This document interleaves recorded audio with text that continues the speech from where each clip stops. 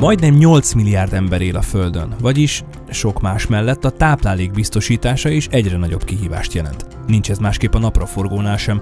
A gazdák elvárásai is egyre magasabbak a piaci nyomás miatt. A nemesítésnek a fő célja olyan hibridek, olyan növényeknek a létrehozása, ami gazdaságosan és versenyképesen termeszthető.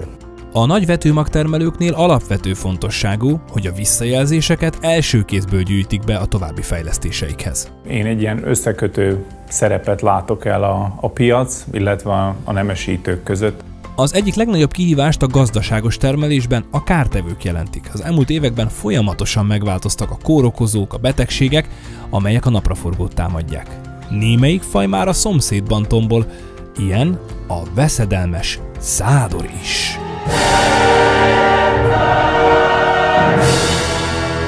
Néhány fajtája ellen már van védelem, de jönnek az új ellenségek. Agresszívebb fajai is megjelentek már Romániában például, és elképzelhető, hogy csak időkérdése, hogy Romániából Magyarországra is átkerüljön, és erre is nagyon nagy energiák és nagy fejlesztések vannak, hogy már az agresszív rasszal szemben is ellenálló hibrideket tudjunk piacra dobni. És ha éppen nem a szádorfélék, akkor ott vannak még a különféle peronoszpóra rasszok.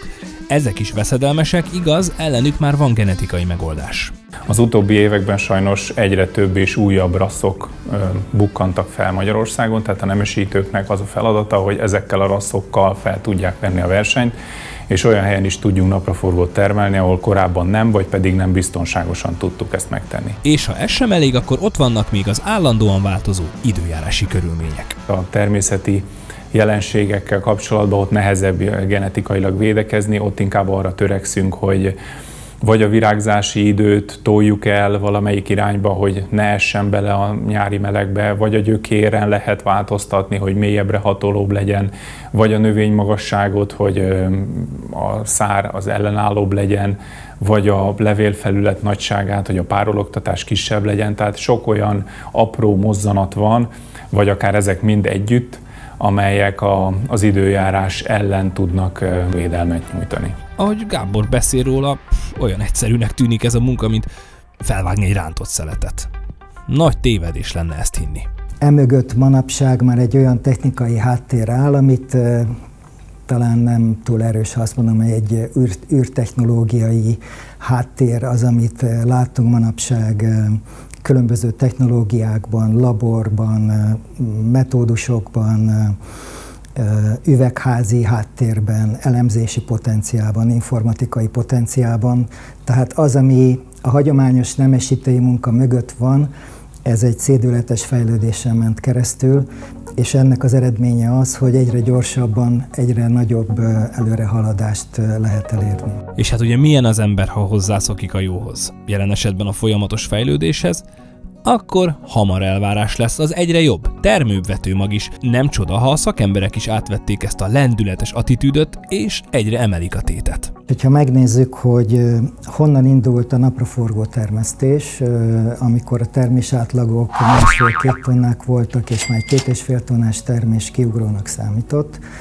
Manapság már az országos átlagtermés Magyarországon 3 tonna, és szántóföldi táblaszinten a 6 tonna vagy a fölötti tonnák már nem meglepőek. És ez mind annak a következménye, hogy igazából sikeres volt az a munka, amit a nemesítők végeznek. A meggyőző magabiztosság mögött persze sok tereptapasztalat van, hiszen a gazdákkal napi kapcsolatban kell lenni, hogy lássák, mi hogyan működik a valóságban.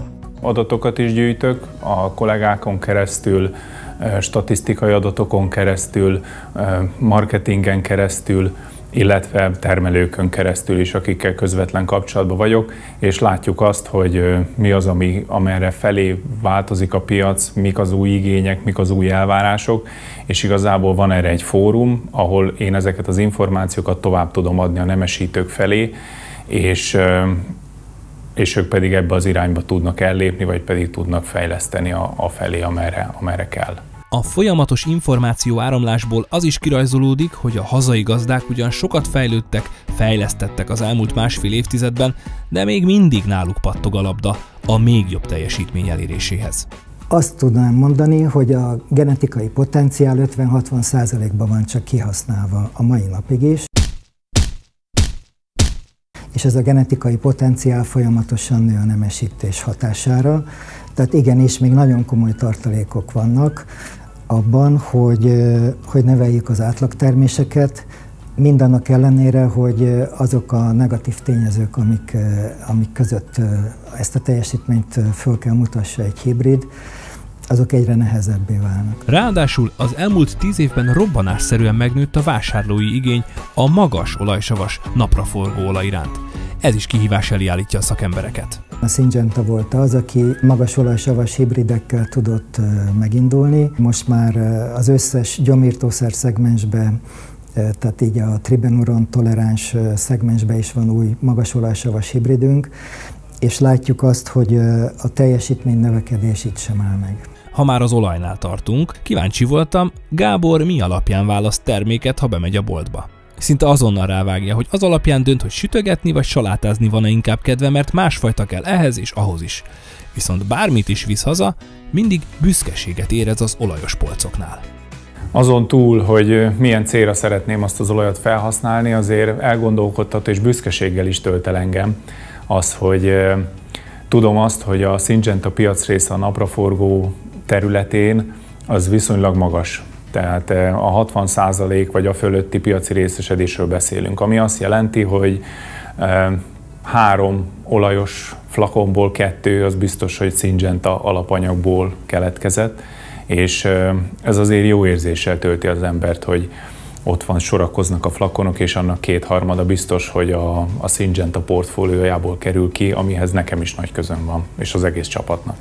Ahhoz tehát, hogy ilyen mértékben legyen jelen a cég végterméke a polcokon, tudomány, sok-sok évnyi kutatásfejlesztés, tudásátadás és kontroll kell. A Syngenta sikerje mögött alapvetően az van, hogy ezeken a területeken folyamatosan tudtunk fejlődni, és látjuk azt is, hogy merre tovább. Egy új gyomírtószer technológiával fogunk 2023-ra piacra lépni.